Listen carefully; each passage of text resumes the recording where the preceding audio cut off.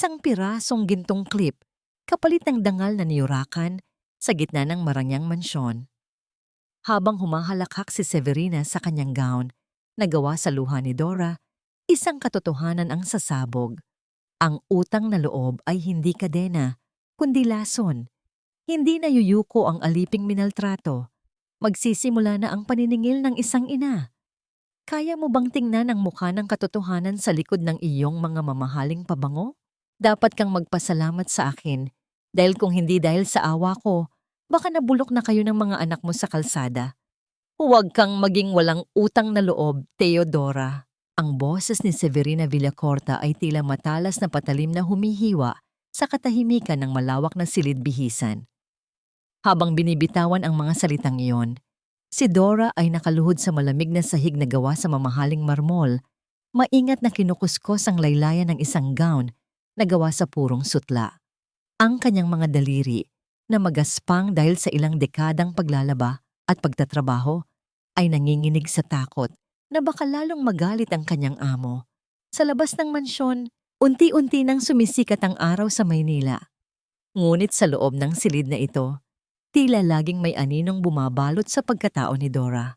Sa kabilang banda, bago siya pumasok sa mansyon ng madaling araw na yon, tanging ang mukha ng kanyang anak na si Lyra ang kanyang iniisip. Sa ilalim ng maingay na tulay ng Quezon City, kung saan ang tanging dingding nila ay mga tagpi-tagping lona at plywood, iniwan ni Dora ang kanyang bunso na mahimbing na natutulog. Ngayon ang ikapitong kaarawan ng bata. Sa loob ng kanyang kupas na bulsa, ramdam ni Dora ang bigat ng isang maliit na bagay, isang gintong clip na binili niya mula sa kanyang pinag-ipunan sa loob ng isang buwan. Ito ang kanyang munting alay para sa anak, isang simbolo ng pag-asa na balang araw ay makakaalis din sila sa ganoong uri ng buhay. Ang kaibahan ng maruming kumot sa ilalim ng tulay at ng mabangong silid na kinaroroonan niya ngayon ay tila isang malupit na biro ng tadhana. Teodora, nakikinig ka ba? Tila lumipad na naman ang utak mo sa kung saan. Itong sapatos na ito may kaunting dumi. Linisin mo rin, pagkatapos ay dalhin mo ito sa akin. Ibinagsak ni Severina ang isang pares ng sapatos sa harap ni Dora. Ang bigat ng pagkakalapag nito sa marmol ay lumikha ng isang malakas na tunog na yumanig sa dibdib ng ina. Hindi nagreklamo si Dora. Sanay na siyang maging piping saksi sa sarili niyang paghihirap. Inabot niya ang sapatos, ngunit sa kanyang pagyukod, aksidenteng sumagi ang kanyang paningin sa isang puting papel na nakapatong sa mesa ni Severina. Ito ay isang payroll sheet, ang listahan ng mga pasahod para sa mga tauhan ng pamilya Villacorta. Nanigas ang buong katawan ni Dora. Ang kanyang mga mata ay naningkit habang pilit na binabasa ang nakasulat sa tapat ng kanyang pangalan. 25,000 piso. Iyon ang nakasaad na halagang tinatanggap niya buwan-buwan ayon sa dokumento. Ngunit ang katotohanan ay tila isang malakas na sampal na nagpasinghap sa kanya. 5,000 piso lamang ang iniabot sa kanya ni Severina noong nakaraang buwan. Kalakip pa ang mahabang listahan ng mga utang at kaltas para sa pagkain at matitirhan na hindi naman niya tunay na nararata. Habang ang kanyang puso ay tila gustong kumawala sa kanyang dibdib dahil sa tindi ng kaba at galit, muling nagsalita si Severina. Ang tono nito ay puno ng mapanlinlang na lambing. Nga pala, dahil mabait ako, heto. Huwag mong sabihing hindi kita iniisip. Isang mansanas na may bahagi ng mabulok ang inilapag ni Severina sa tabi ng maruming basahan ni Dora. Iyan ay galing sa basket na ibinigay ng mga kaibigan ko sa charity event kagabi. Sayang naman kung itatapon. Pakain mo sa mga anak mo. Isipin mo na lang, regalo ko na yan sa birthday ng anak mo. Naramdaman ni Dora ang panunuyo ng kanyang lalamunan. Ang bawat salita ni Severina ay tila laso na dahan-dahang pumapatay sa kanyang huling katiting na pagkatao. Ang kanyang mga kamay ay mahigpit na nakakuyom. Ang mga kuko ay bumaon sa kanyang palad hanggang sa makaramdam siya ng hapdi. Tinitigan niya ang payroll sheet, pagkatapos ay ang mabulok na mansanas, at huli ay ang sarili niyang refleksyon sa makinang namarmol. Isang babaeng hulas ang ganda, pagod ang mga mata, at punong-puno ng latay ng kahirapan. Sa sandaling iyon, ang katahimikan sa loob ng silid ay naging bingi. Walang ibang maririnig, kundi ang mabigat na paghinga ni Dora na pilit niyang ikinukubli. Ang kanyang buong mundo na binuo niya sa pagtitiis at pananampalataya sa kabutihan ng iba ay biglang gumuho. Ang utang na loob na palaging ibinibintang sa kanya ay hindi pala isang pasasalamat, kundi isang kadenang ginto na ginamit ni Severina upang pagnakawan ang kinabukasan ng kanyang mga anak. Hanggang kailan kailangang mabulok ang dangal ng isang ina bago ito matutong lumaban para sa katotohanan? Ang bawat hakbang ni Dora palayo sa mansyon ng mga Villacorta ay tila paghatak sa isang mabigat na kadena na nakatali sa kanyang mga bukong-bukong. Bit-bit ang mabulok na mansanas na ibinigay ni Severina. Tinahak niya ang mausok na lansangan ng Quezon City habang ang sikat ng araw ay unti-unti nang nagiging malupit sa kanyang balat. Ngunit ang mas masakit na paso ay hindi nagmumula sa langit, kundi sa pirasong papel na nakatatak sa kanyang gunita. Ang payroll na nagsasabing siya ay mayaman sa dokumento, habang ang kanyang sikmura ay kumakalam sa katotohanan. Pagdating niya sa ilalim ng malawak na tulay, sinalubong siya ng pamilyar na amoy ng tuyong lupa, usok ng tambutso, at ang amoy ng kanal na nagsisilbing hangganan ng kanilang munting mundo. Doon, sa pagitan ng dalawang naglalakihang haligi ng semento, nakatayo ang kanilang barong-barong. Ang mga dingding ay gawa sa pinagtagni-tagning sako ng bigas at mga poster ng mga politikong matagal na silang nakalimutan. "Nay, happy birthday daw po kay Lyra." Ang masiglang boses ni Benji ay bumasag sa mabigat na pag-iisip ni Dora. Patakbong lumapit ang bata. Ang kanyang t-shirt ay may mga mantsa ng uling, ngunit ang kanyang ngiti ay mas maliwanag pa sa kahit anong kristal sa loob ng mansyon. Pilit nang ngumiti si Dora, itinatago ang panginginig ng kanyang mga kamay. Inilabas niya ang mabulok na mansanas at mabilis na kinuha ang kutsilyo upang alisin ang mga bahaging hindi na pwedeng kainin. "Heto, hatiin ninyo ito ng kapatid mo. Pasensya na kayo. Ito lang ang nakayanan ni nanay ngayon." Inabot ni Lyra ang maliit na piraso ng prutas. Ang kanyang mga mata ay nagniningning. "Okay lang po, Nay. At least may apple tayo, di ba? Sabi niyo po, basta magkakasama tayo, special ang bawat araw." Sa bawat subo ng kanyang mga anak, tila may bumabara sa lalamunan ni Dora. Gusto niyang isigaw ang galit. Gusto niyang sabihin sa kanila na ninanakawan sila ng pagkakataon ng mga taong nagpapanggap na banal. Ngunit pinili niyang manahimik. Kinuha niya ang gintong clip mula sa kanyang bulsa at maingat na inilagay sa buhok ni Lyra. Ang dilaw na kulay nito ay tila isang munting bituin sa gitna ng kadiliman ng kanilang tirahan. Laging tandaan ninyo, Benji, Lyra. Ang kahirapan ay hindi dumi na dapat nating ikahiya. Ang tunay na dumi ay ang pang-aapi at ang pagsisinungaling. Kahit ganito lang ang buhay natin, huwag na huwag ninyong hahayaan na nakawin ng kahit sino ang inyong dangal. Huwag kayong hihingi ng hindi sa inyo at huwag kayong yuyuko kung alam ninyong tama kayo. Habang nagsasalita si Dora, ang kalangitan ay biglang nagdilim. Tila nakikiramay sa bigat ng kanyang nararamdaman. Ang unang bugso ng ulan ay nagsimulang bumagsak. Ang bawat butil nito ay mabilis na tumatama sa kanilang bubong na lona. Lumilikha ng isang mabilis at walang katapusang ritmo na tila nagpapaalala sa kanila ng kanilang kahinaan. Ang malamig na tubig ay nagsimulang tumulo sa mga butas ng kanilang silungan. Unti-unting binabasa ang kanilang mga banig. Mabilis na kumilos si Dora. Kumuha ng mga lumang timba upang tapatan ang mga tulo. Ngunit ang bawat patak ng tubig na bumabagsak sa plastik ay tila tunog ng isang orasang nagbibilang ng kanyang pasensya. Sa gitna ng pagkukumahog na maisalba ang kanilang mga gamit, biglang napatigil si Dora. May naramdaman siyang kakaiba. Mula sa malayo, sa kabila ng makapal na kurtina ng ulan at sa gitna ng mga nagdaraang sasakyan sa ibabaw ng tulay, may isang anino ng tao na nakatayo malapit sa poste ng kuryente. Ang taong ito ay may hawak na isang bagay na isang kamera. Isang mabilis na liwanag ang kumislap mula sa direksyong yon, tila isang kidlat na sandaling tumama sa kanilang tagpi-tagping barong-barong. Bago ang anino, ay mabilis na sumakay sa isang itim na sasakyan at naglaho sa dilim. Sino ang nagmamasid sa kanila sa gitna ng bagyo at ano ang balak nitong gawin sa kakarampot na katahimikang natitira sa buhay ni Dora? Ang sikat ng araw kinabukasan ay tila walang pakiramdam.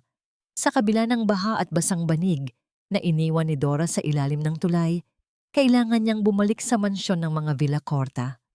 Ang bawat hakbang niya ay mabigat, ang kanyang mga binti ay tila gawa sa tingga dahil sa puyat at pag-aalala sa estrangherong kumuha ng litrato sa kanila kagabi. Ngunit sa mundong ginagalawan niya, ang takot ay isang luho na hindi niya kayang bayaran. Pagpasok niya sa kusina ng mansyon, bumungad sa kanya ang amoy ng bagong timplang kape at mamahaling baking bread. Doon, nakatayo si Severina. Suot ang isang manipis na silk robe habang si Claudia ay abala sa pag-aayos ng mga gamit sa hapagkainan.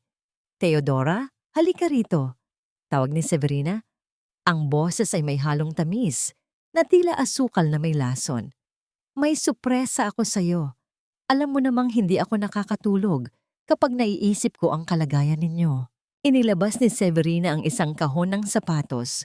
Nang buksan ito, tumambad kay Dora ang isang pares ng high heels na kulay pilak.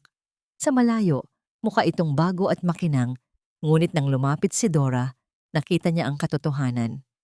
Ang takong ng kanang sapatos ay halos maputol na, at ang balat nito ay nagbabakbak na parang tuyong dahon.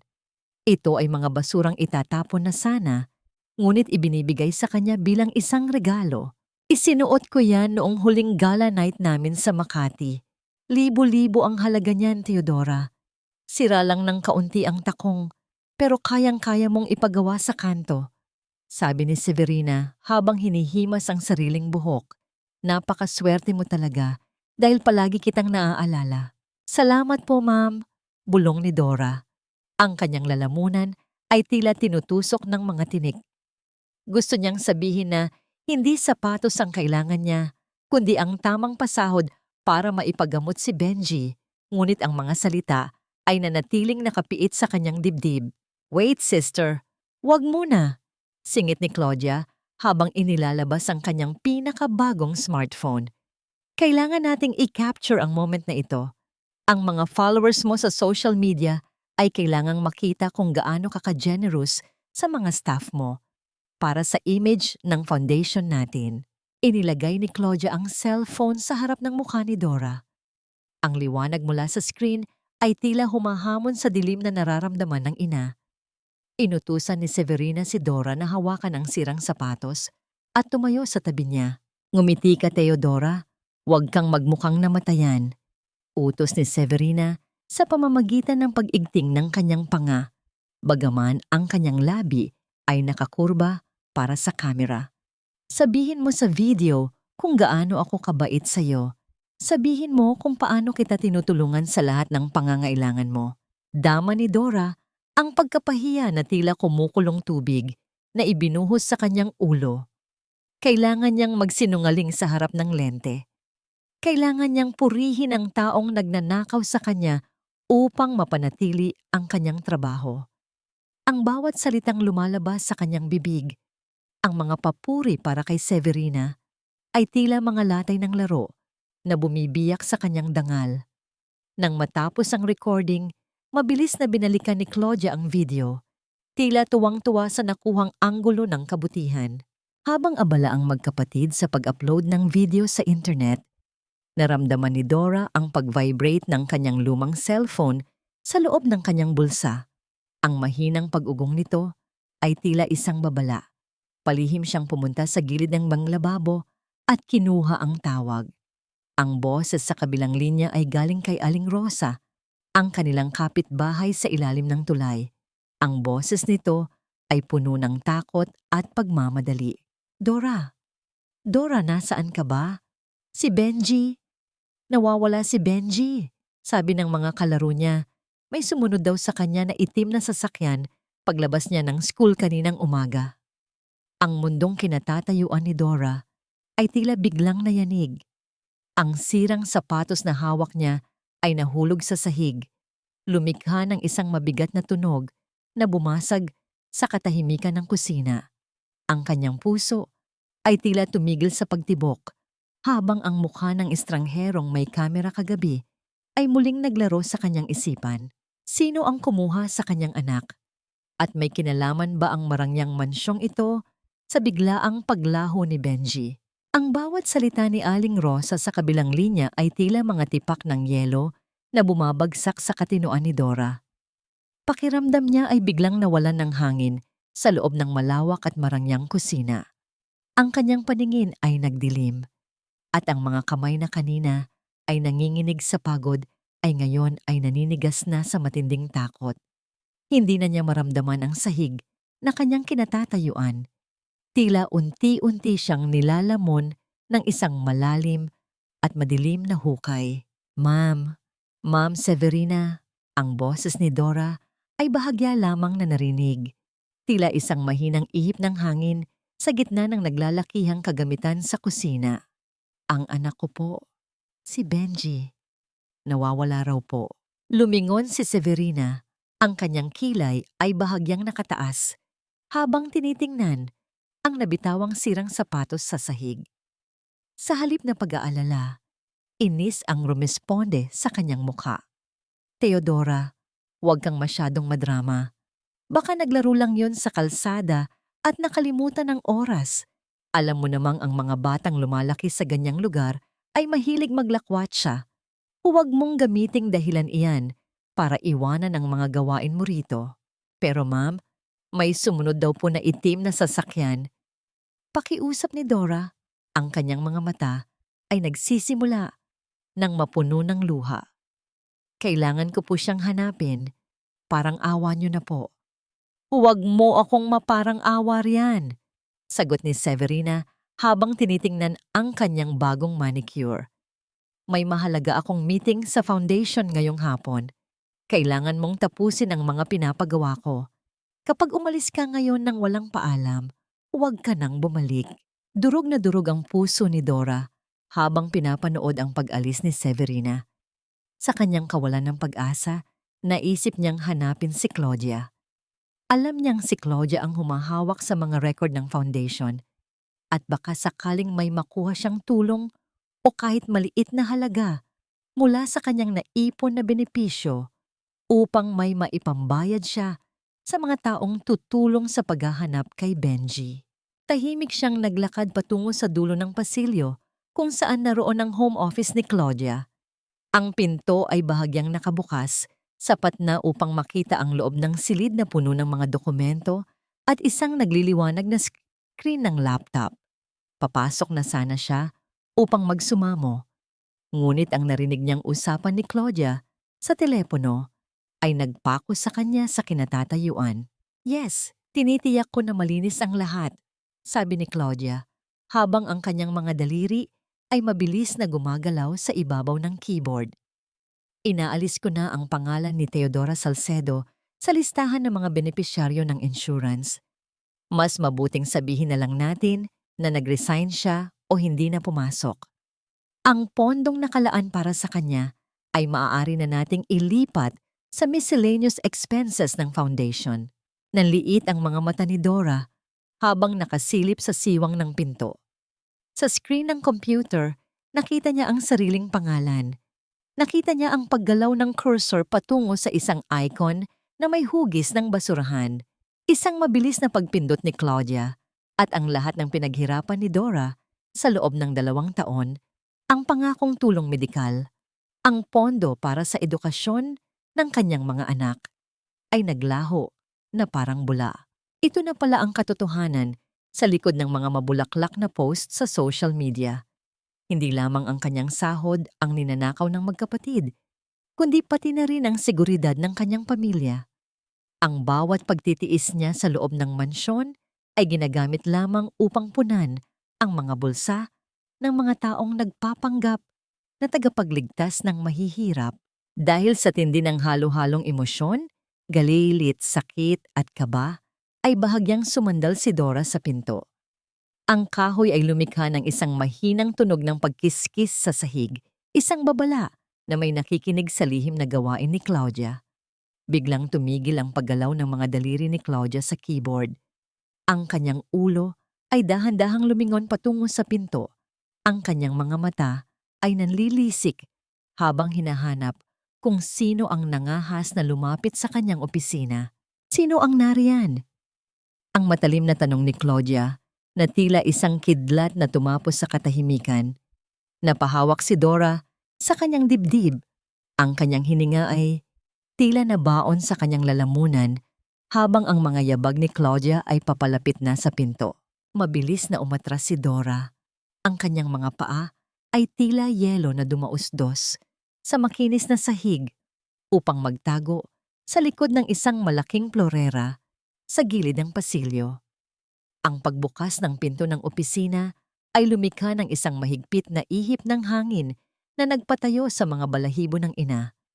Sumilip si Claudia, ang mga matang mapanuri ay naghahanap sa kawalan, at nang walang makita, muli nitong isinara ang pinto, taglay ang isang mabigat na buntong hininga ng inis. Nakahinga ng maluwag si Dora, ngunit ang panandaliang kaligtasan mula sa pagkahuli ay napalitan ng isang mas malaking bangungot nang salubungin siya ni Severina sa bungad ng malawak na labahan ng mansyon. "Saan ka pupunta? Sinabi ko nang wag kang aalis, hindi ba?" Ang matalim na bungad ni Severina, ang mga braso ay nakahalukip-kip habang nakatingin sa nanginginig na ginang.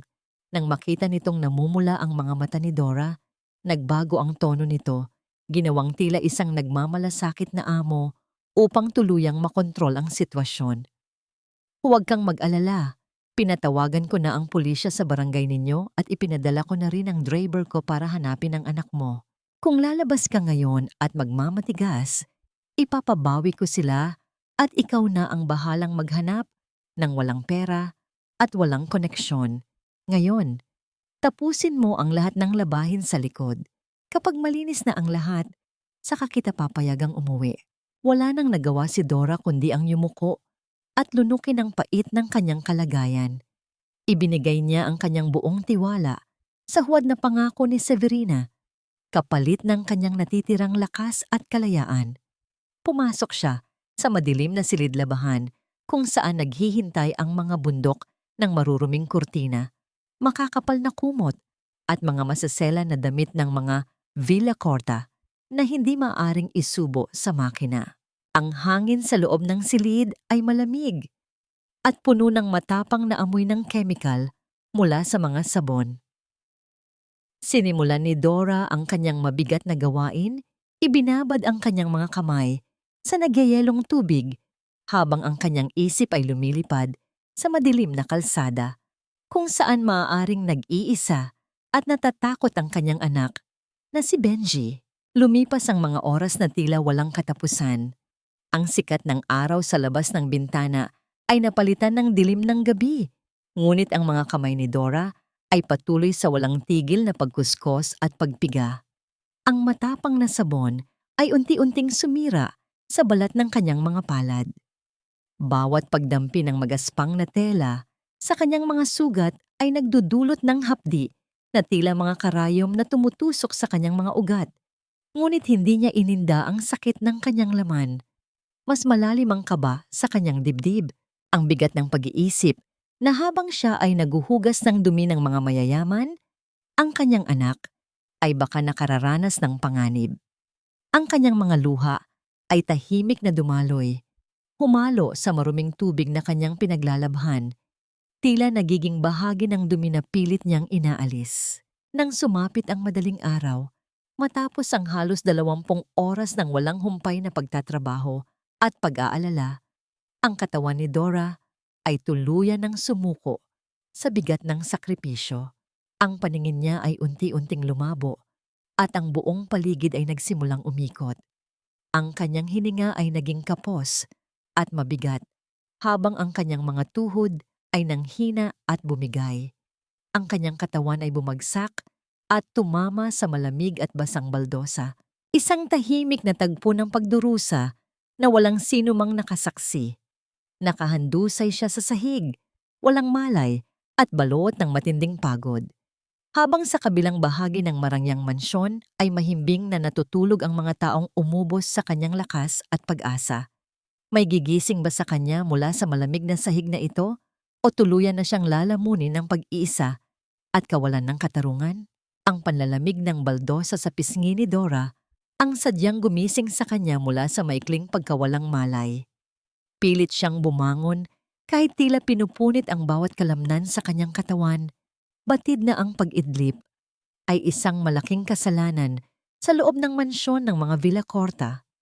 Binalot niya ng lumang panyo ang kanyang mga kamay na nagdurugo dahil sa matapang na kemikal ng sabon at nagmadaling pumunta sa marangyang hapagkainan upang magsilbi ng almusal. Ang kanyang isip ay patuloy na lumilipad sa madilim na eskinita ng Quezon City. Idinadalangin na sana ay totoo ang sinabi ni Severina na ipinapahanap na nito ang nawawalang si Benji. Wala siyang ibang magawa kundi ang kumapit sa mapanlinlang na pangako ng kanyang amo. Kahit pa kapalit nito ay ang unti-unting pagkaubos ng kanyang sariling lakas. Nang ilapag niya ang mamahaling porselanang pinggan sa harap ni Don Ricardo, hindi niya napigilan ang labis na panginginig ng kanyang mga kamay. Ang pilak na kutsara ay bahagyang kumiskis sa gilid ng pinggan na nakapukaw sa atensyon ng haligi ng tahanan. Nag-angat ng tingin si Ricardo mula sa binabasang dyaryo at napakunot ang noo nang makita ang anyo ng ginang. Ang mukha ni Dora ay tila naubusan ng dugo. Ang mga mata ay malalim at pugto, at ang kanyang mga palad na nakabalot sa manipis na tela ay may mantsa ng sariwang dugo. Para sa isang negosyanteng naniniwalang ginagawa niya ang lahat para sa kapakanan ng kanyang mga empleyado, ang tanawing ito ay isang malaking katanungan na pumukaw sa kanyang konsensya. Dora, are you okay? Bakit ganyan ang itsura mo? At ano ang nangyari sa mga kamay mo? Ang nag-aalalang tanong ni Ricardo. Ang boses ay puno ng seryosong pag-usisa.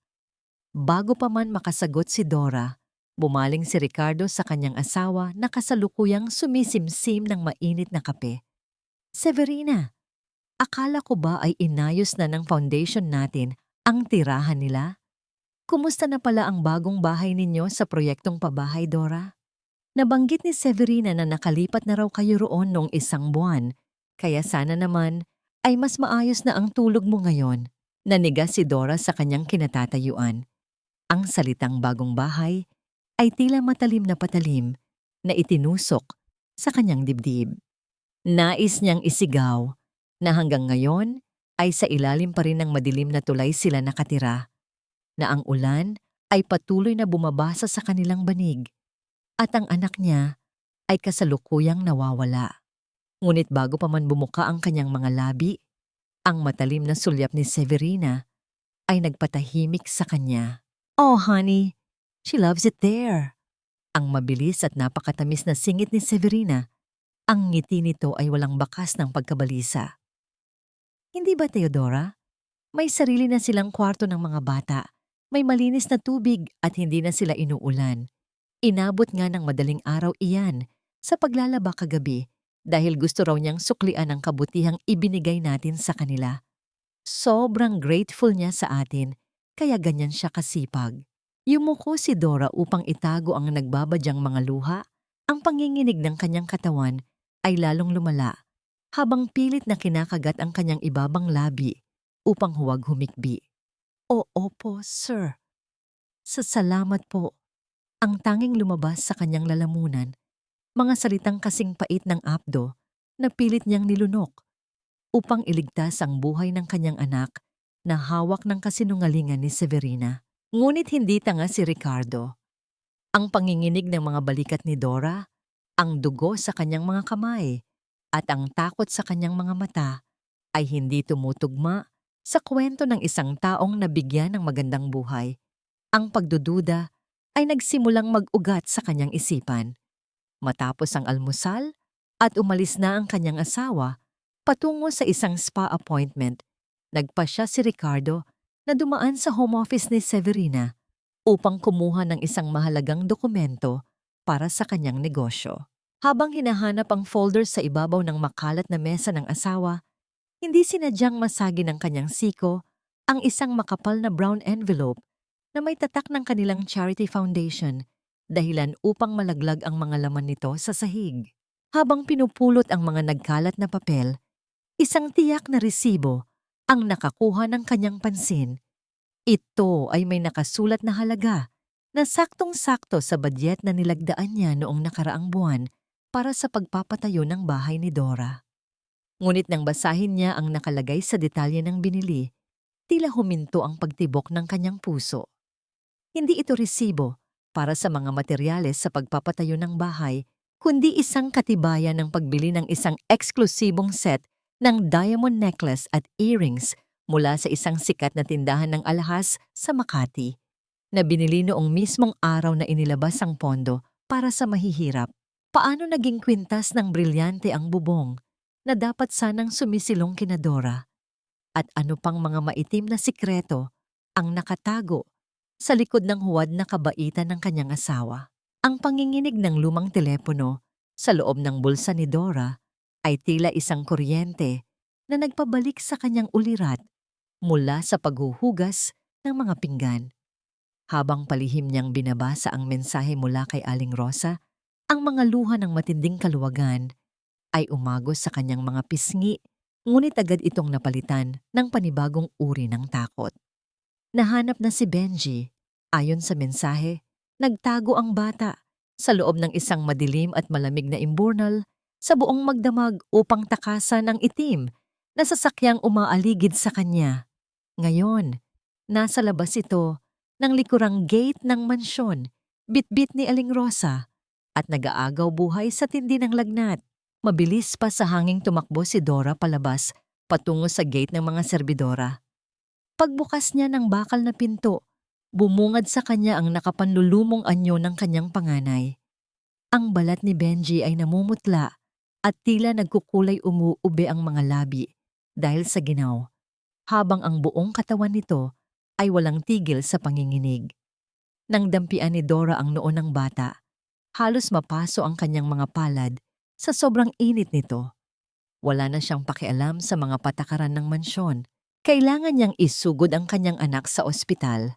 Kailangan niya ng pera, ang sarili niyang pera na matagal nang ninanakaw sa kanya. Binuhat niya ang nanghihinang anak at dinala ito sa loob ng silid-labahan bago siya tumakbo patungo sa malawak na sala.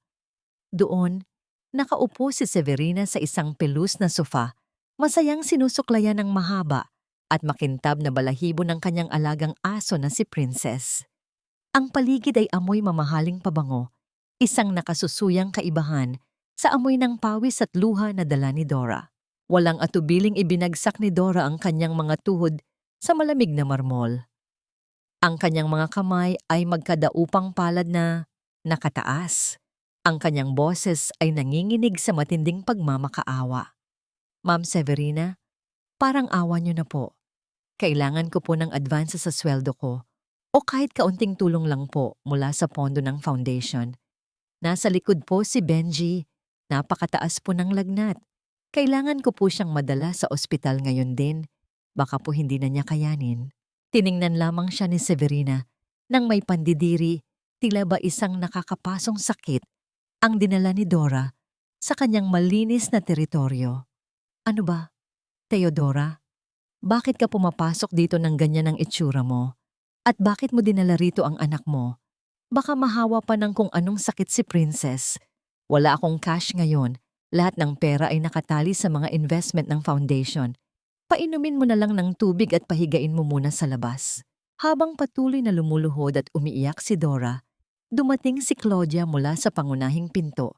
Bitbit ang isang maliit, ngunit eleganteng kahon May kasama itong isang kinatawan mula sa isang mamahaling butik para sa mga alagang hayop. Sister, nandito na ang custom-made designer collar ni Princess. Masiglang bati ni Claudia habang binubuksan ng kahon. Ang mga maliliit na kristal na nakapalamuti sa kwelyo ng aso ay kuminang sa ilalim ng malaking chandelier. Sakto lang sa budget na 30,000 pesos, ikaw na ang magbayad sa kanya. Walang kaabog-abog na binuksan ni Severina ang kanyang mamahaling bag na nakapatong sa mesa. Mula rito, kumuha siya ng isang makapal na bungkos ng malulutong na salapi at iniabot ito sa kinatawan ng butik nang walang kahit anong pag-aalinlangan. Ang bawat paglipat ng pera ay tila mga punyal na isinasaksak sa puso ni Dora. Ang halagang iyon ay higit pa sa sapat upang iligtas ang buhay ng kanyang anak, isang buhay na kasalukuyang naghihingalo sa isang madilim at malamig na silid-labahan. Habang ang isang aso ay binibigyan ng karangyaan, unti-unting huminto sa pagluha si Dora. Ang init ng kanyang pagmamakaawa ay napalitan ng isang malamig at matigas na pagkamulat. Tinitigan niya ang bungkus ng pera. Pagkatapos ay ang huwad na mukha ni Severina. Naalala niya ang peking payroll, ang pinagkait na insurance, ang mga sirang sapatos, at ang 20 oras ng pag-aalipin na muntik na niyang ikamatay. Ang mga tuhod niya ay dahan-dahang umangat mula sa pagkakapasubsob. Tumayo siya. Ang kanyang likod ay tuwid na tuwid at tiningnan ng diretso sa mga mata ang kanyang malupit na amo. Pera ko yan, ma'am. Pinaghirapan ko yan. Ang kanyang boses ay hindi na nanginginig. Ito ay mahinahon, ngunit may dalang bigat ng 1,000 bagyo, isang tahimik na deklarasyon ng digmaan mula sa isang inang tinanggalan ng lahat maliban sa kanyang katapangan. Ano ang isasagot ng isang palalong reyna kapag ang aliping kanyang niyurakan ay biglang natutong tumingin sa kanya ng pabalang? Ang katahimikan na bumalot sa malawak na sala ay tila isang nakasakal na lubid. Ang mga salitang binitiwan ni Dora ay nag-iwan ng isang malamig na tensyon na hindi inaasahan sa loob ng palasyo ng mga Villacorta. Nanlaki ang mga mata ni Severina, ang kanyang makapal na pampaganda ay tila hindi sapat upang itago ang matinding pagkabigla at galit na unti-unting sumisira sa kanyang maamong maskara. Walang sinuman, lalo na ang isang hamak na labandera, ang nangahas na sumagot at manumbat sa kanya sa loob ng kanyang sariling pamamahay. Ang bigat ng palad ni Severina ay mabilis at walang awang dumapo sa pisngi ni Dora. Ang lakas ng impact ay nagpabagsak sa ginang pabalik sa malamig na marmol, nag-iwan ng isang nagbabagang mantsa ng pula sa kanyang namumutlang balat. Ang hapdi ay mabilis na gumapang mula sa kanyang mukha patungo sa kanyang dibdib. Ngunit ang pisikal na sakit ay mabilis, na natabunan ng pamamanhid ng kanyang pagkatao. Nalasahan niya ang sariling dugo mula sa pumutok na labi, isang mapait na patunay ng kalupitan ng mga taong kanyang pinagsilbihan. Pera mo, kapal ng mukha mo, Teodora. Nanggagalaiting sigaw ni Severina habang nakaturo ang nanginginig na daliri sa nakadapak na ina. Wala kang pera rito. Bawat butil ng bigas na kinakain ng mga anak mo ay galing sa awa ko. Kinuha kita mula sa basurahan at ginawa kitang tao. Tapos ngayon, mag-aastang biktima ka sa harap ko? Isa kang walang kwentang hampas lupa na walang utang na loob. Bago pa man makabangon si Dora upang ipagtanggol ang kanyang sarili, malamig na humakbang si Claudia palapit sa kanya. Hawak pa rin ang mamahaling kwelyo ng aso. Ang nangiti sa mga labi nito ay tila punyal na naghihintay na isaksak sa kanyang kahinaan. Sister, huwag mo nang pansinin ang baliw na yan. Kung gusto niya ng gulo, ibigay natin. Alam mo ba, Teodora, na isang tawag ko lang sa mga social worker ng DSWD ay sapat na para kunin nila ang mga anak mo? Sasabihin ko lang na isa kang unfit mother, na pinapabayaan mong magkasakit ang anak mo sa ilalim ng tulay, at nagnanakaw ka sa mga taong nagpapakain sa'yo. Tingnan natin kung hindi mabulok sa ampunan ang mga anak mo Habang nakakulong ka, ang banta ni Claudia ay tila isang malaking bloke ng yelo na ibinagsak sa buong pagkatao ni Dora. Ang galit at pagnanais niyang lumaban para sa katotohanan ay mabilis na nilunod ng matinding takot ng isang ina.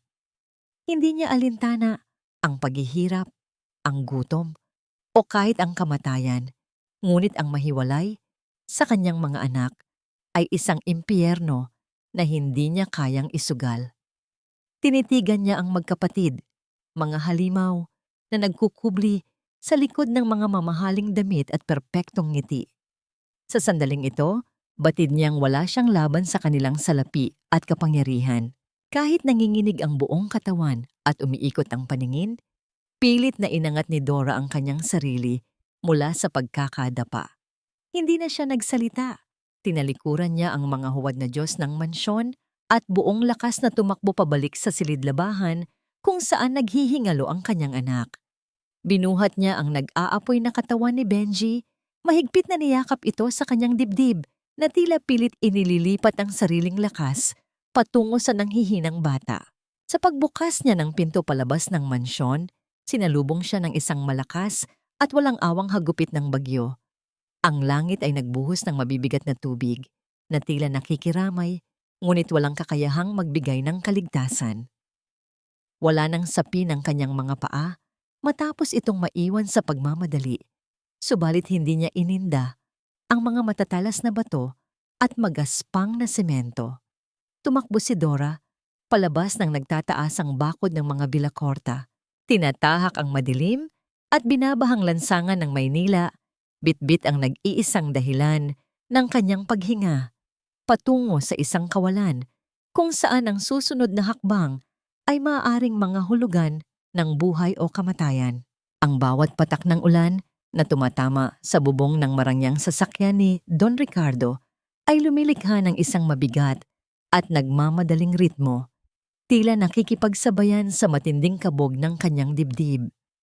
Sa loob ng mainit at komportableng kotse, yakap niya ang kapayapaan, ngunit ang kanyang isip ay ginugulo ng isang napakalaking bagyo. Ang resibo ng brilyanteng kwintas at ang dugo ang mga kamay ni Teodora ay patuloy na naglalaro sa kanyang gunita, mga piraso ng isang madilim na puzzle na pilit niyang binubuo.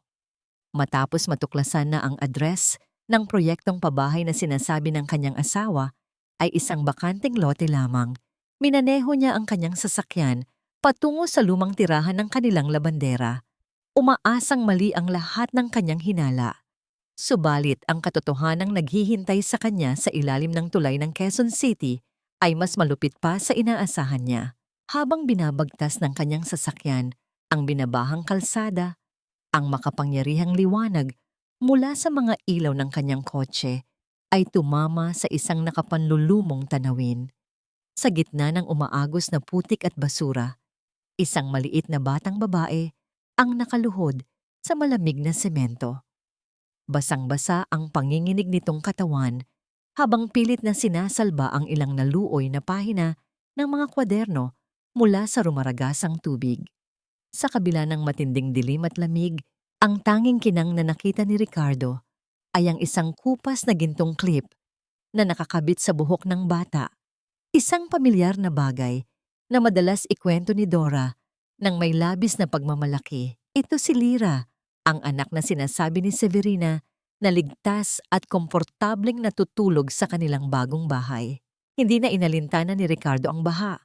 Dagli siyang lumabas ng kanyang sasakyan, binuksan ang isang malaking payong at naglakad patungo sa nanginginig na bata.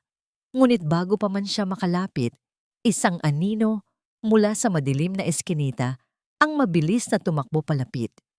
Ito ay isang babaeng walang sapin sa paa, sugatan ang mga binti at balot ng putik ang damit. Yakap-yakap nito nang mahigpit sa kanyang dibdib ang isang batang lalaking namumutla at tila inagawan na ng buhay. Nang huminto ang babae upang yakapin din ang umiiyak na si Lyra, ang ilaw mula sa sasakyan ni Ricardo ay tumama sa mukha nito. Bumagsak ang payong na hawak ni Ricardo sa umaagos na tubig nang mamukhaan niya ang ginang. Ito si Dora, ang ina na pinaniwalaan niyang binigyan nila ng magandang buhay, ngayon ay nakaluhod sa putikan, yakap ang dalawang anak na halos kainin na ng matinding kahirapan at sakit. Sa isang iglap, isang matalim na liwanag mula sa kalangitan, ang panandaliang humawi sa dilim ng gabi, at sa maikling sandaling iyon, nagtama ang kanilang mga mata. Ang mga mata ni Ricardo ay punong-puno ng matinding hiya, gulat, at pagkawasak ng kanyang mga paniniwala, habang ang mga mata ni Dora ay nag-aalab sa poot, sakit, at pagkadurog na hindi kayang bayaran ng kahit anong halaga ng salapi. Sa gitna ng nagngangalit na bagyo, ang huwad na palasyo ng mga Villacorta sa isip ni Ricardo ay tuluyan ng gumuho. Ang amoy ng alkohol at gamot sa loob ng maliit na klinika sa likod ng parokya ni Padre Amando ay tila hindi sapat upang linisin ang nabubulok na budhi ni Don Ricardo. Nakatayo siya sa isang madilim na sulok ng silid, hindi makagalaw at halos hindi makahinga, habang pinagmamasdan ang tahimik na pag-iyak ni Dora. Ang ina ay nakayuko sa gilid ng isang simpleng kama. Marang hinihimas ang noo ni Benji na ngayon ay nakakabitan na ng suwero upang dugtungan ang nanghihina nitong lakas.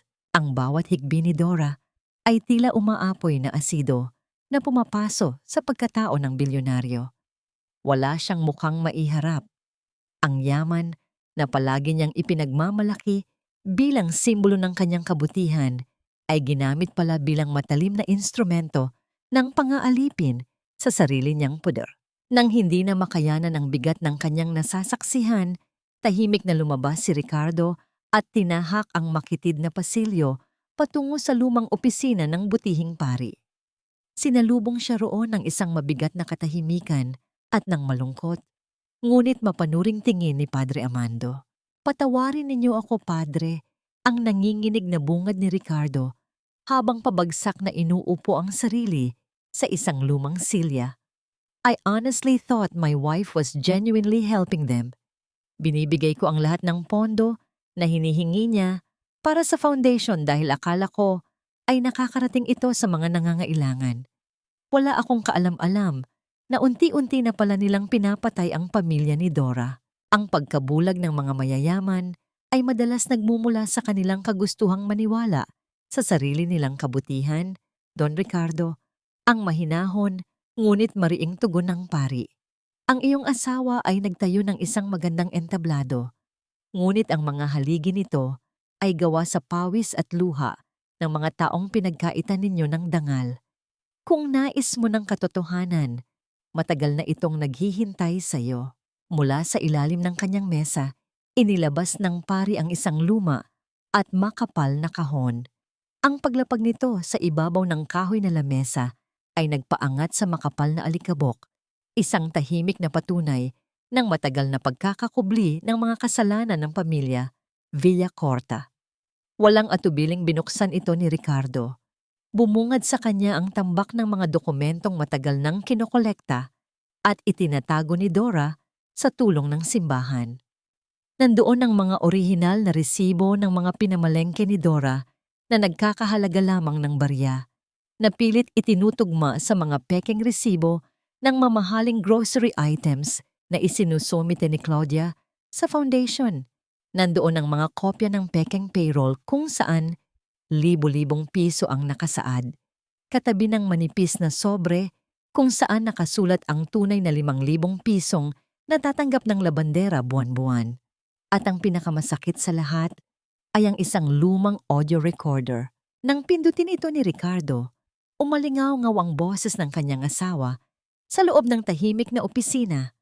Mga salitang puno ng pagbabanta, panlalait, at malupit na pagmamanipula na nagsasabing ipapakulong nito si Dora kung maglalakas loob itong magreklamo. Ang hangin sa loob ng opisina ay tila naubos. Unti-unting napaluhod si Ricardo, hindi sa harap ng altar ng simbahan, kundi sa harap ng mga kalunos-lunos na ebidensya ng kasakiman ng kanyang pamilya. Tinakpan niya ang kanyang mukha gamit ang panginginig ng mga palad, habang ang labis na kahihiyan at galit ay unti-unting sumisira sa kanyang pagkatao. Ang asawa niyang nagpapabili ng brilyanteng kwelyo para sa isang aso ay siyang mismong nagugutom sa mga batang walang kalaban-laban. Sa mga oras na yon, habang ang panibagong katotohanan ay sumasabog sa loob ng simbahan, ang kadiliman sa labas ay tila nagsisimula ng gumapang upang bawiin ang kaunting liwanag. Isang mamahaling itim na sasakyan ang mabagal na bumabagtas sa maputik na kalsada sa tapat ng parokya. Sa loob ng malamig na kotse ay nakaupo si Severina. Ang kanyang mga mata ay matalim na nagmamasid sa labas ng bintana matapos sundan ang signal ng GPS mula sa sasakyan ng kanyang asawa. Ang kanyang tingin ay mabilis na napako sa isang pamilyar na kotseng nakaparada sa tapat ng kumbento. Ang kanyang mga kuko ay dahan-dahang bumaon sa katad na upuan habang isang mapanganib na ngiti ang unti-unting nabuo sa kanyang mga labi. Batid na ang lihim na matagal na niyang ibininaon ay pilit na hinuhukay ng mga taong inaakala niyang hawak niya sa leeg. Ang malamig na hangin sa loob ng sasakyan ni Severina ay hindi sapat upang palamigin ang nag-iinit niyang dugo. Mula sa madilim na kalsada, pinagmasdan niya ang sasakyan ng kanyang asawa na nakaparada sa labas ng simbahan. Ang kanyang isip ay mabilis na naghahabi ng mga posibilidad at alam niyang ang mga ebidensyang nakatago sa kumbento ay sapat na upang wasakin ang kanyang malinis na pangalan. Ngunit hindi siya isang babaeng madaling sumuko.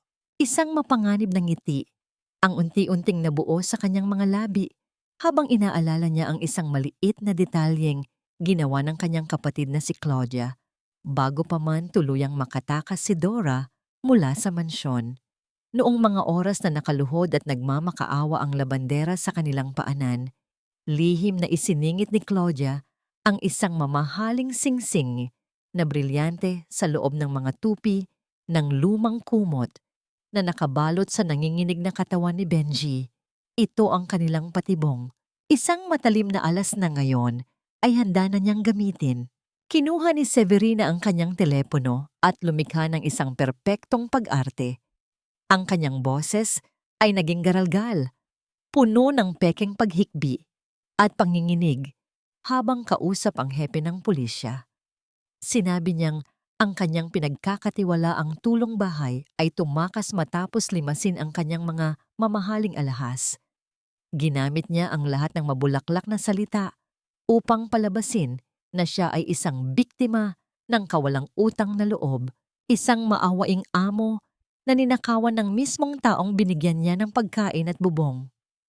Sa loob lamang ng ilang minuto, ang kapangyarihan at impluwensya ng pamilya Villacorta ay nagpakilos sa mga awtoridad patungo sa tahimik na parokya ni Padre Amando. Sa loob ng klinika ng simbahan, isang banayad na kapayapaan ang panandaliang yumakap kay Dora. Ang gamot na dumadaloy mula sa swero ay unti-unti nang nagpapababa sa lagnat ni Benji.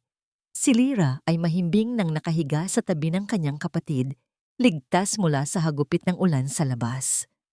Nakaupo si Dora sa gilid ng kama, hawak ang maliliit na kamay ng kanyang mga anak, habang si Don Ricardo at Padre Amando ay nasa kabilang silid upang pag-usapan ang mga susunod na hakbang laban sa kasakiman ni Severina.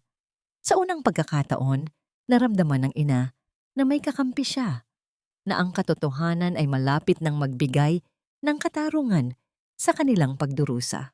Ngunit ang pangarap na iyon ay marahas na winasak ng mga nakakapasong liwanag na kulay pula at asul na tumagos sa mga bintana ng simbahan. Ang katahimikan ng gabi ay binasag ng magkakasunod at mabibigat na yabag ng mga unipormadong lalaki na walang pasabing pumasok sa loob ng klinika. Sa likuran nila ay nakatayo si Severina. Ang kanyang mukha ay puno ng huwad na pagkabigla at kalungkutan. Itinuro niya si Dora gamit ang isang nanginginig na daliri, sabay bitiw ng mga salitang tila mga punyal na isinaksak sa dibdib ng labandera. Narito siya, ang babaeng walang pusong nagnakaw sa pamilya ko habang ginagamot namin ang kanyang anak. Gulat na gulat si Dora nang sa pilitang kunin ng isang pulis ang lumang kumot na nakabalot sa paanan ni Benji. Sa pagpag ng tela, isang maliit na bagay ang nahulog at gumulong sa makinis na sahig ng klinika. Sa ilalim ng puting ilaw ng silid, kumislap ang isang malaking singsing na brilyante. Nanlaki ang mga mata ni Don Ricardo, nakababalik lamang sa silid, hindi makapaniwala sa nakikita, habang si Dora ay napasinghap sa tindi ng takot at pagkalito. Pilit niyang ipinaliwanag na hindi niya alam kung paano napunta ang alahas sa kumot ng kanyang anak, na siya ay kinukuyog ng mga kasinungalingan, ngunit ang kanyang mga pagmamakaawa ay nilunod ng malamig na utos ng mga pulis na arestuhin siya. Paano patutunayan ng isang inang walang yaman ang kanyang pagiging inosente kung ang mismong batas ay nagpapabulag sa kinang ng brilyante? At sino na ang yayakap sa kanyang mga anak ngayong ang malamig na posas ay unti-unti nang isinusuot sa kanyang mga nanginginig na pulso?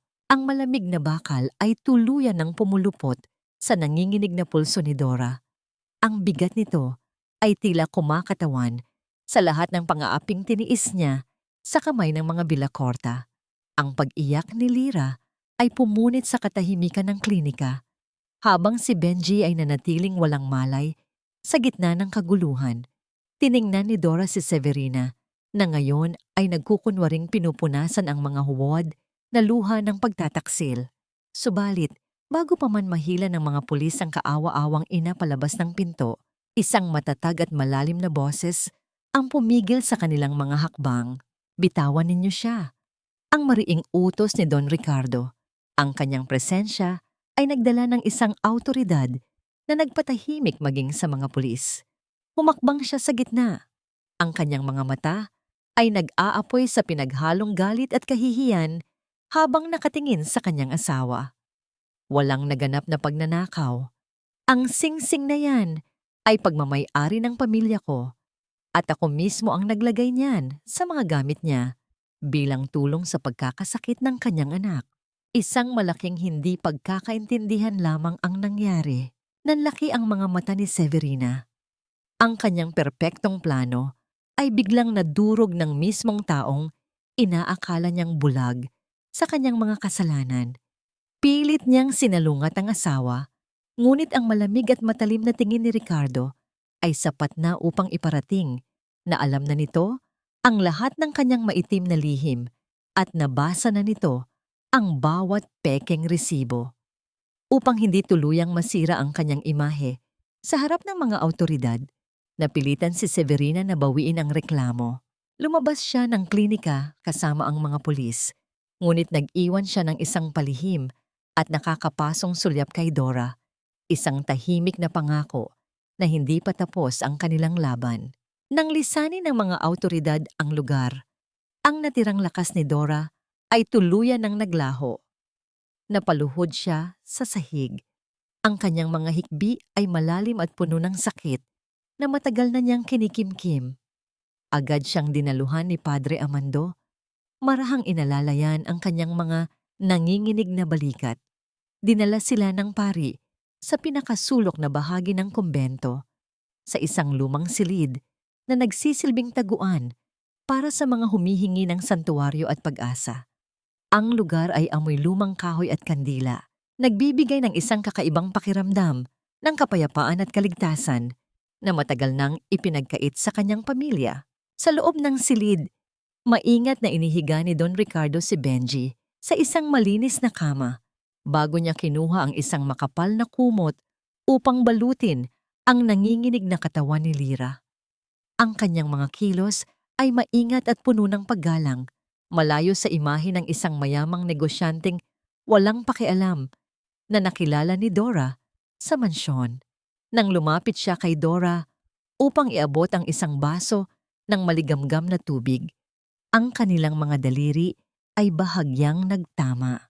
Naramdaman ng ina ang init ng simpatiya mula sa lalaki. Isang tahimik na paghingi ng tawad na hindi nangangailangan ng mga salita, ngunit sapat upang magbigay ng kakaibang kiliti ng kapanatagan sa kanyang sugatang puso. Ang kadiliman ay laging nagpapanggap na makapangyarihan, Theodora. Ngunit ito ay nauubos sa presensya ng kahit isang munting liwanag ng katotohanan. Ang malumanay na pangaral ni Padre Amando habang nakatingin sa nag-aalab na kandila sa ibabaw ng mesa. Hindi ka nag-iisa sa laban na ito. Hawak natin ang mga ebidensya, ngunit kailangan mong maging matapang hindi lamang para sa sarili mo, kundi para sa kalayaan ng iyong mga anak. Hindi na pwedeng manatili kayo sa anino ng kanilang kasinungalingan. Unti-unting tumigas ang determinasyon sa puso ni Dora. Tiningnan niya ang mga anak at nangakong hindi na muling yuyuko sa mga taong yumurak sa kanilang pagkatao. Haharapin niya ang anuman at sinuman upang mabawi ang ninakaw nilang dangal. Ngunit habang ang pag-asa ay nagsisimula pa lamang sumibol sa loob ng tahimik na silid, sa labas ng makapal na pader ng simbahan, ilang maiitim na figura ang palihim na gumagapang sa dilim. Ang mga bayrang tauhan ni Severina ay hindi sumunod sa mga pulis. Tahimik silang naiwan upang tapusin ang trabaho at bawiin ang mga ebidensya. Ang mahihinang kuskos ng kanilang mga sapatos sa semento at ang mga aninong unti-unting bumabalot sa bintana ng kumbento ay isang nakakikilabot na babala na ang kaligtasang inakala nilang nakamit ay isa lamang panandaliang ilusyon. Ang mga maiitim na anino na gumagapang sa labas ng bintana ng kumbento ay tila mga nagugutom na lobo na naghihintay ng tamang pagkakataon upang umatake.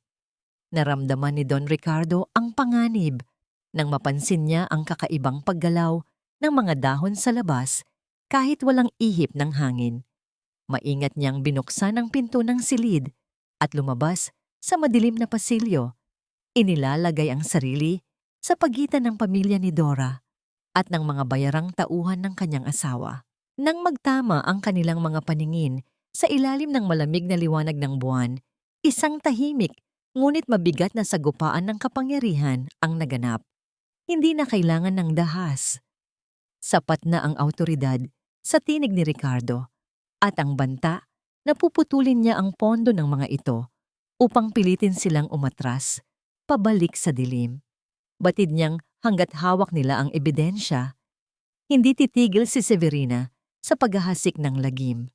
Nang makabalik si Ricardo sa loob, kinausap niya sina Padre Amando at Dora. We cannot just defend ourselves. Kailangan nating tapusin ang kasamaang ito bago niya tuluyang sirain ang buhay ninyo. Ang seryosong pahayag ng bilyonaryo habang nakatingin sa nag-aalab na kandila. Habang natutulog kayo kanina, gumawa ako ng mga tawag. Hindi lang ikaw ang naging biktima ni Severina, Dora. At ngayon, oras na para magsama-sama ang mga itinapon niya sa dilim. Hindi naglaon. Bago sumikat ang araw, ilang mga sasakyan ang patagong dumating sa likod ng parokya. Mula rito ay bumaba ang mga babaeng may mga matang puno ng kaba at bakas ng mahabang panahon ng paghihirap. Nakilala agad ni Dora ang ilan sa kanila. Nariyan si Aling Marta, ang matandang kusinera na tinanggalan ng pensyon matapos maglingkod ng 20 taon, at si Celia, ang batang kasambahay na nakulong ng ilang buwan dahil pinagbintangang nagnakaw ng relo ni Claudia. Isa-isa silang pumasok sa loob ng kumbento, nagdadala ng kanya-kanyang kwento ng pang-aabuso at pait na matagal nilang kinimkim dahil sa takot sa kapangyarihan ng mga Villacorta. Sa loob ng silid, ang mga babaeng ito ay umupo ng pabilog. Ang bawat isa ay nagbahagi ng kanilang naging karanasan sa ilalim ng malupit na pamamahala ni Severina. Ang mga luha ng matagal nang naipong pighati ay malayang umagos at naghalo sa tahimik na hangin ng kumbento habang pinakikinggan ni Dora ang kanilang mga hinaing. Isang kakaibang init ang gumapang sa kanyang dibdib. Hindi na siya nakaramdam ng pag-iisa. Ang mga sugat ng kanyang nakaraan na palagi niyang itinatago ay tila natagpuan ang tamang lunas sa pamamagitan ng pagdamay ng mga taong nakakaintindi sa kanyang sakit. Maingat na inabot ni Dora ang magaspang na kamay ni Celia at pagkatapos ay ang nanginginig na palad ni Aling Marta.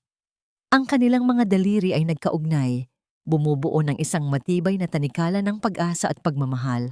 Habang buhay tayong naniwala na utang natin sa kanila ang ating paghinga.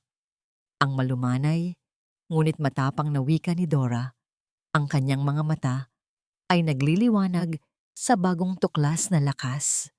Pero ang totoo, sila ang may utang sa atin. Ang kanilang yaman, ang kanilang magagandang damit, at ang kanilang malinis na pangalan ay binili gamit ang ating pawis at mga luha. Huwag na nating hayaang may sumunod pa sa ating mga naging kapalaran. Tumango si Don Ricardo bilang pagsang-ayon. Ang kanyang pagtingin kay Dora ay puno ng malalim na paghanga na nagpapabilis sa tibok ng kanyang sariling puso. Sa makalawa ay ang Grand Charity Gala ng Foundation at doon tatanggapin ni Severina ang parangal bilang pinakamabuting ina ng taon. Ang seryosong dagdag ni Ricardo. Inilapag niya sa gitna ng mesa ang kahon ng mga ebidensyang itinago ni Padre Amando. Iyon ang gagamitin nating entablado upang ipaalam sa buong mundo ang katotohanan. Tiningnan ni Dora ang natutulog na si Benji at ang gintong clip na nakakabit sa buhok ni Lyra. Ang mga simbolo ng kanyang pag-ibig sa mga anak ay tila nagbigay sa kanya ng huling basbas ng katapangan. Humarap siya sa mga kababaihang sugatan. Ang kanyang tinig ay hindi na umaatras.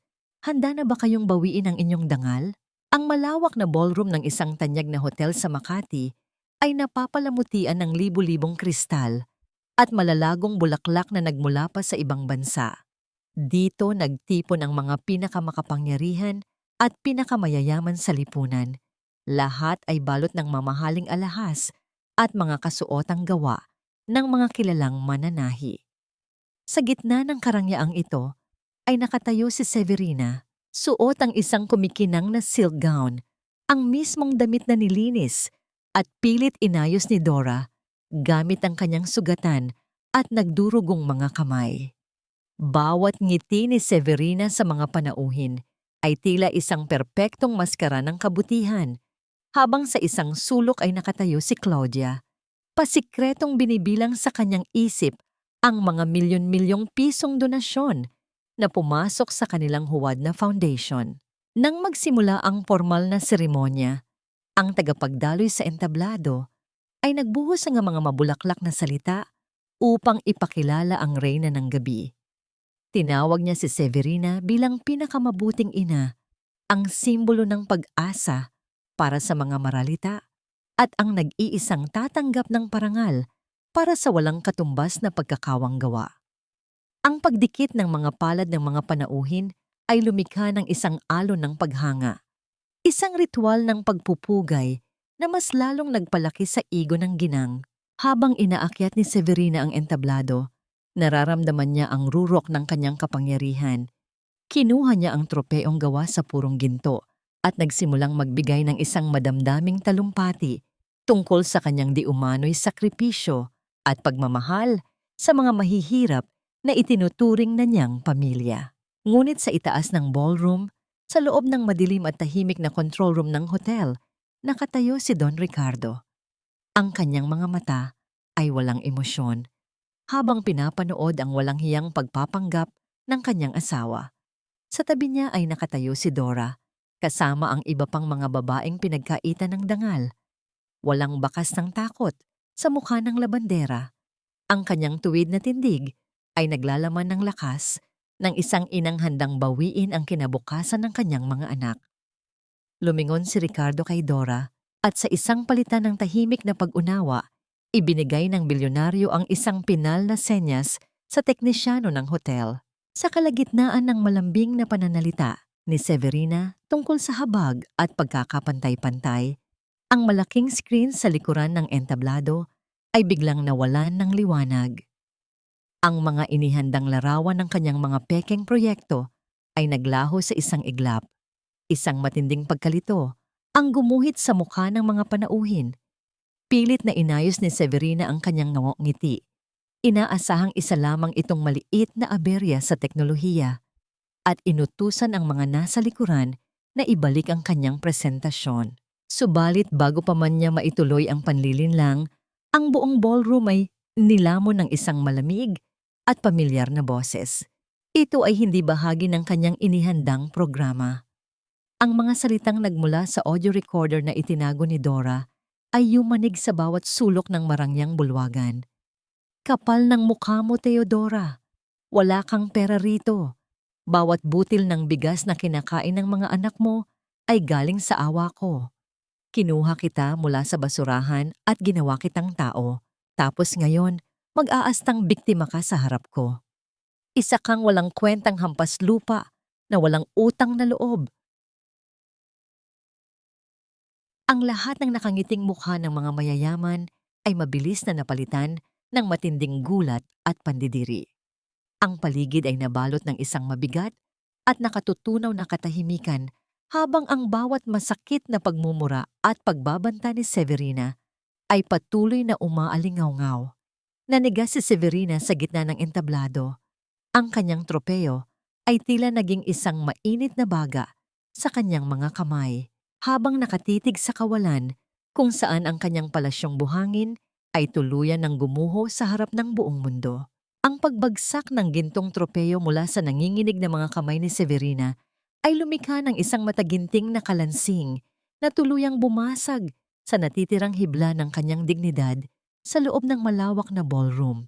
Ang paningin ng lahat ng mga panauhin ay tila naging mga nag-aapoy na sibat na nakatutok sa kanya. Ang mga matang kanina lamang ay puno ng paghanga ngayon ay nagpapahayag ng matinding pandidiri. Pilit na ibinuka ni Severina ang kanyang mga labi upang magpaliwanag, upang sabihing ang lahat ng yon ay isang masamang biro o isang paninira ng kanyang mga kalaban sa negosyo. Ngunit bago pa man siya makabuo ng isang kasinungalingan, ang malaking screen sa kanyang likuran ay muling nagliwanag. Hindi na ito nagpapakita ng mga masayang mukha ng mga batang tinutulungan ng kanyang foundation. Sa halip, tumambad sa buong lipunan ang malinaw na larawan ng tagpi-tagping barong-barong ni Dora sa ilalim ng tulay ng Quezon City. Ang litrato ng nanginginig at nag-aapoy sa lagnat na si Benji at ang mga dokumentong nagpapakita ng magkatabing pekeng payroll ni Claudia at ang katiting na tunay na sweldo ng mga labandera. Sa isang madilim na gilid ng entablado, pilit na umatras si Claudia upang palihim na tumakas palayo sa matinding kahihiyan at nakaabang na kapahamakan. Subalit, hindi pa man siya nakakaabot sa pinto ng fire exit. Isang hanay ng mga unipormadong pulis at mga investigador mula sa ahensyang nagbabantay sa mga kaso ng pandarambong ang humarang sa kanyang daraanan. Walang nagawa si Claudia kundi ang yumuko at itago ang kanyang muka habang ang malamig na posas ay maingat at mabilis na isinuot sa kanyang mga pulso. Ang mga daliring sanay na sanay sa pagbubura ng pangalan ng mga mahihirap sa listahan ng mga benepisyaryo ay ngayon ay wala ng kalayaan. Nakagapos bilang kabayaran sa milyon-milyong pondong kanyang ninakaw mula sa pawis at luha ng mga inosente. Ang pag-aresto sa kanyang kapatid ay ginawa sa harap ng mga pinakamayayaman at pinakamaimpluwensyang tao sa Maynila. Isang pampublikong pagbagsak na hindi na mabubura ng kahit anong halaga ng salapi. Mula sa mataas na bahagi ng hagdanan, dahan-dahang bumaba si Don Ricardo. Ang bawat hakbang ng bilyonaryo ay nagdadala ng isang mabigat na awtoridad na tuluyang nagpatahimik sa mga nagbubulungang panauhin. Kasunod niya ay si Dora, na ngayon ay suot ang isang simple ngunit malinis na damit. Ang kanyang mukha ay hindi kakikitaan ng kayabangan, kundi ng isang malalim na kapayapaan at katatagan. Nang magkaharap ang mag-asawa, sinubukan ni Severina na abutin ang mga kamay ni Ricardo, pilit na ibinabalik ang kanyang maamong anyo upang humingi ng awa. Ngunit mabilis at malamig na umiwas ang lalaki. Tiningnan ng Don ang kanyang asawa na tila isang estrangherong hindi niya kailanman nakilala, isang anino na sumira sa lahat ng prinsipyong kanyang pinaniniwalaan. Nilibot ni Severina ang kanyang paningin upang humingi ng tulong sa kanyang mga kaibigan. Sa mga taong kanina lamang ay pumapalakpak sa kanya, ngunit isa-isa nilang ibinaling ang kanilang mga mukha palayo. Pagtalikod ang ipinalit sa huwad na pagkakaibigan. Sa kawalan ng matatakbuhan at sa unti-unting paglisan ng mga investigador, kasama ang kanyang kapatid, ang palasyong buhangin ni Severina ay tuluyan ng gumuho. Bumagsak ang kanyang mga tuhod sa sahig, ang kanyang marangyang gown ay kumalat sa malamig na marmol, habang ang kanyang mundo ay patuloy na umiikot sa kawalan. Bago pa man tuluyang makatalikod si Don Ricardo kasama si Dora, ibinuhos ng bumagsak na reyna ang lahat ng kanyang natitirang lakas at desperasyon. Isang pakiusap na naglalaman ng matinding pagmamakaawa na hindi mapapantayan ng anumang yaman. Hindi mo ako pwedeng iwan, Ricardo. Ang mga bakas ng luha sa mukha ni Dora ay tuyo na. Ngunit ang mga sugat sa kanyang kaluluwa ay hindi kayang pagalingin ng kahit anong dami ng salapi.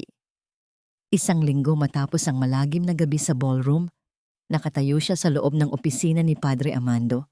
Kaharap si Don Ricardo. Ang bilyonaryo ay mukhang pagod. Ang kanyang mga mata ay puno ng pagsisisi habang inilalapag ang isang piraso ng papel sa ibabaw ng mesa. Isang tseke na naglalaman ng halagang sapat na upang makabili ng isang marangyang bahay at mabuhay nang hindi na magtatrabaho kailanman. Dora, please take this.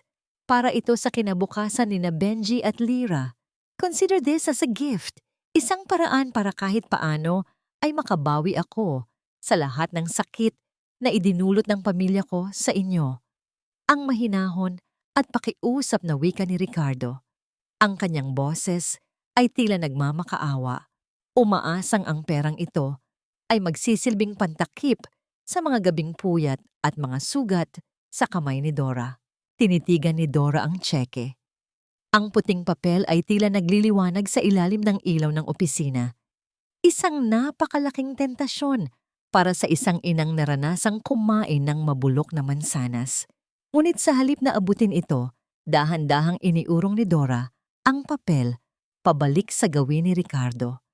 Ang kanyang mukha ay walang bakas ng galit, kundi isang uri ng dangal na mas makinang pa sa anumang hiyas na isinuot ni Severina. Salamat po, Sir Ricardo, pero hindi ko po matatanggap ang regalo ninyo. Ang matatag na sagot ni Dora.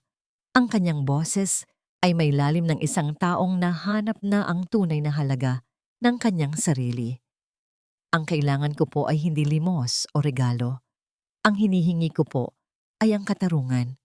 Gusto ko pong makuha ang lahat ng sahod na ninakaw sa akin, ang interes na naayon sa batas, at ang kabayaran para sa mga benepisyong ipinagkait ninyo sa aking mga anak. Hindi po bilang tulong, kundi bilang karapatan ko bilang manggagawa. Napatigagal si Ricardo. Sa mundo ng mga mayayaman, ang lahat ay may presyo. Ngunit sa harap ng babaeng ito, napagtanto niya na ang dangal ay hindi kailanman mabibili. Tumango ang Don. Ang kanyang paghanga kay Dora ay tuluyan ng naging isang uri ng matinding respeto. I understand, Dora. Ibibigay ko ang lahat ng sahod mo, pati na ang scholarship fund para sa mga bata. Pero hindi ito galing sa charity, kundi dahil ito ang nararapat. I have already filed for legal separation from Severina. Ang lahat ng nakaw na yaman niya ay isasauli sa mga taong kinuhaan niya. Lumabas si Dora ng simbahan nang may magaan na pakiramdam. Hindi na siya ang labanderang yuko ang ulo sa tuwing dadaan ang mga bilakorta. Sa unang pagkakataon, naramdaman niya ang init ng sikat ng araw sa kanyang balat nang walang halong kaba. Habang naglalakad siya patungo sa munting pasilyo yun ng kumbento, nakita niya si Lyra na masayang pinaglalaruan ang gintong clip sa buhok nito at si Benji na malakas na at muling nagbabasa ng kanyang mga kwaderno. Lumipas ang mga buwan na tila isang mabilis na agos ng tubig. Ang ingay ng mga sasakyan sa ilalim ng tulay ng Quezon City ay naging bahagi na lamang ng nakaraan.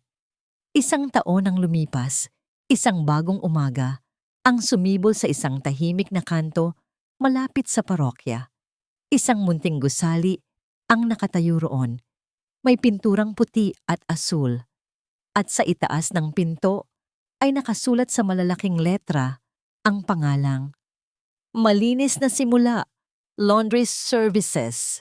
Habang inaayos ni Dora ang mga bagong labang kumot na amoy sariwang bulaklak, isang pamilyar at marangyang kotse ang huminto sa tapat ng kanyang shop. Ang dahan-dahang pagbaba na ng bintana ng sasakyan ay nagpakita sa mukha ng isang lalaking naging bahagi ng kanyang madilim na kahapon. Ngunit ngayon ay may dalang ibang uri ng mensahe. Sino ang bumalik sa buhay ni Dora? At ang malinis na simula ba ay para sa kanya lamang o para sa isang pusong nais ding magsimula muli sa tabi niya? Ang bango ng bagong labang mga puting kumot na nakasampay sa labas ng shop ay tila isang matamis na hininga ng kalayaang yumayakap sa buong pagkatao ni Theodora. Sa bawat pagtiklop niya ng mga malilinis na tela, nararamdaman niya ang lambot ng tagumpay na hindi galing sa swerte, kundi sa bawat patak ng pawis at bawat hapdi ng kanyang mga kamay na ngayon ay unti-unti nang naghihilom. Ang malinis na simula ay hindi lamang isang pangalan sa signboard. Ito ang kanyang altar ng dangal, ang katibayan na ang isang inang galing sa putikan ay kayang tumayo at magningning sa sarili niyang lakas. Ang dahan-dahang pagbukas ng pinto ng shop ay nagpapasok ng isang sariwang hangin kasabay ng pagpasok ni Don Ricardo. Wala na ang mamahaling suit na tila pader na naghihiwalay sa kanila noon. Suot niya ang isang simpleng polo shirt at ang kanyang muka ay mas maaliwalas, bagaman may bakas pa rin ng malalim na pagkatuto. Tumigil si Dora sa kanyang ginagawa. Hawak ang isang puting tuwalya at sinalubong ang lalaki ng isang nangiting hindi napilit kundi puno ng kapanatagan. Dora, pasensya na kung naabala kita. Ang malumanay na bungad ni Ricardo. Ang kanyang boses ay wala ng bakas ng awtoridad ng isang amo. I just wanted to drop by and see how you are doing. At para ibalita na rin na ang scholarship ni na Benji at Lyra ay formal na naitatag sa ilalim ng kanilang sariling mga pangalan. Hindi ito pondo mula sa mga Villacorta, kundi mula sa personal kong kinita na malinis at walang bahid. Salamat, Sir Ricardo. Malaking tulong po yan para sa pangarap ng mga bata. Sagot ni Dora habang inilalapag ang tuwalya sa mesa. Pero gaya ng napag-usapan natin, babayaran ko po ang kalahati niyan mula sa kita ng shop ko buwan-buwan. Gusto ko pong lumaki ang mga anak ko na alam na ang lahat ng tinatamasa nila ay pinaghirapan natin ng tama. Napangiti si Ricardo, ang kanyang mga mata ay puno ng hindi matatawarang paghanga.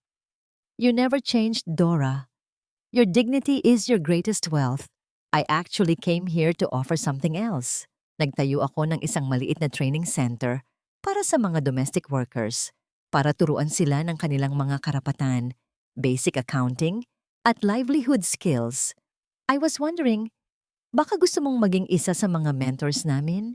You are the best example of someone who fought for her voice. Saglit na natahimik si Dora, ang kanyang isip ay bumalik sa madidilim na gabi, sa ilalim ng tulay, sa lamig ng ulan, at sa takot na baka mawala ang kanyang mga anak. Ang alok ni Ricardo ay hindi lamang isang trabaho. Ito ay isang pagkakataon upang maging liwanag sa ibang mga babaeng kasalukuyan pang nakapiit sa dilim na kanyang nilisan. Ang kiliti ng galak sa kanyang puso ay hindi maitago. Isang mainit na damdamin na nagpapahiwatig ng simula ng isang bagong pagkakaibigan o marahil ay higit pa, nakastandasan pa na nakabatay sa pantay na respeto. Pag-iisipan ko po, Sir Ricardo, mukhang maganda po ang layunin ninyo, ang tugon ni Dora, habang ang kanilang mga mata ay nagtagpo ng matagal. Isang sandali ng tahimik na koneksyon na malayo sa masalimuot na nakaraan. Sa labas ng shop, narinig ni Dora ang tawanan ni na Benji at Lyra na kasalukuyang naglalaro sa maliit na garden sa gilid. Nakita niya si Lyra na maingat na inaayos ang gintong clip sa kanyang buhok. Ang munting hiyas na naging saksi sa kanilang paghihirap ay kumikinang na ngayon sa ilalim ng maliwanag na sikat ng araw. Ang clip na yon ay hindi na simbolo ng kakulangan, kundi isang medalya ng kanilang katatagan. Tumingala si Dora Sa asul na kalangitan, nilalanghap ang amoy ng pag-asa. Wala na ang anino ng tulay, wala na ang hapdi ng utang na loob na ginamit na kadena sa kanya. Sa bawat pag-ikot ng washing machine sa loob ng kanyang shop, tila hinuhugasan din nito ang bawat pait ng nakaraan. Iniiwan lamang ang isang bukas na malinis, mabango, at puno ng liwanag. Ang buhay niya ngayon ay hindi na isang kwento ng pagtitiis, kundi isang awit ng tagumpay na nahanap sa gitna ng mga hamon ng tadhana. Sa paglubog ng araw sa likod ng nagtatayog na skyline ng Maynila, ang kalangitan ay nagkukulay kahel at lila. Tila isang dambuhalang canvas na nagpapakita ng kagandahan matapos ang isang mahabang araw. Sa tapat ng malinis na simula, nakaupo si Teodora sa isang kahoy na bangko, pinagmamasdan ang mga huling sinag ng araw na tumatama sa mga dahon ng kanyang mga alagang halaman. Wala na ang kaba sa kanyang dibdib, wala na ang panginginig ng kanyang mga kamay. Ang katahimikan ng paligid ay hindi na nakakabingi, kundi isang banayad na himig ng kapanatagan na matagal niyang ipinagdasal sa ilalim ng madilim na tulay. Lumapit si Benji, na ngayon ay suot ang kanyang uniforme sa kolehiyo, bitbit ang isang baso ng malamig na tubig para sa kanyang ina. Sa tabi naman niya ay si Lyra, na abala sa pag-aayos ng kanyang mga gamit sa eskwelahan. Ang gintong clip sa kanyang buhok ay nananatiling nandoon, hindi na bilang isang paalala ng kahirapan, kundi bilang isang anting-anting ng kanilang tagumpay. Tiningnan sila ni Dora at naramdaman niya ang isang uri ng kayamanan na hindi kayang tapatan ng kahit anong brilyante sa mundo. Ang yaman ng isang pamilyang buo, malaya at may dangal. Sa kabilang bahagi ng lungsod, ang mansyon ng mga Villacorta ay nananatiling nakatayo. Ngunit ang loob nito ay wala ng buhay. Balitang-balita sa mga pahayagan ang tuluyang pagbagsak ng reputasyon ni Severina. Matapos ang legal na hiwalayan nila ni Ricardo, namumuhay siya ngayon sa isang maliit na apartment sa probinsya, malayo sa mga kamera at sa mga taong dati ay sumasamba sa kanyang huwad na kabutihan. Si Claudia naman ay kasalukuyan pang nagbabayad ng kanyang mga kasalanan sa loob ng malamig na pader ng katarungan. Ang kanilang kapalaran ay naging isang matinding paalala na ang anumang itinatayo sa pundasyon ng kasinungalingan at pang-aapi ay itinakdang gumuho sa takdang panahon.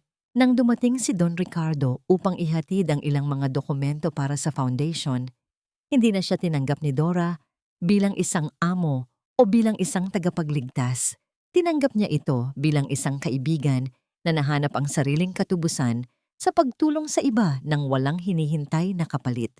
Sa isang sandali ng kanilang pag-uusap, nabanggit ni Dora na napatawad na niya ang mga nagdaang pait, hindi dahil karapat-dapat ang mga nagkasala sa kanya, kundi dahil karapat-dapat ang kanyang puso sa kapayapaan. Ang pagpapatawad ay hindi nangangahulugan ng pagkalimot sa katarungan, kundi ang pagbibigay ng pagkakataon sa sarili na huminga ng maluwag nang walang dalang bigat ng puot. Ang aral na iniwan ng kwento ni Teodora ay simple ngunit malalim. Ang mga taong nasa laylayan ng lipunan ay hindi nangangailangan ng awa na ginagawang palamuti lamang ng mga mayayaman. Ang kailangan nila ay boses, pagkakataon, at ang pagkilala sa kanilang pagkatao bilang kapantay ng kahit sino. Ang tunay na utang na loob ay hindi isang bayad sa isang pabor, kundi ang pagkilala sa kabutihang loob na ibinibigay ng kusa at may respeto. Habang unti-unting nilalamon ng dilim ang lungsod, ang mga ilaw sa shop ni Dora ay nagliwanag. Ang ingay ng mga sasakyan sa malayo ay tila naging isang malayo at walang saysay na bulong na lamang. Sa loob ng shop, ang amoy ng malinis na tela at ang tunog ng masayang tawanan ng kanyang mga anak ay naging sapat na dahilan para kay Dora na tumingin sa langit at magpasalamat. Ang kanyang simula ay naging malinis, ang kanyang dapit hapon ay naging mapayapa, at ang kanyang kwento ay mananatiling isang liwanag para sa lahat ng mga inang patuloy na lumalaban para sa dangal ng kanilang pamilya.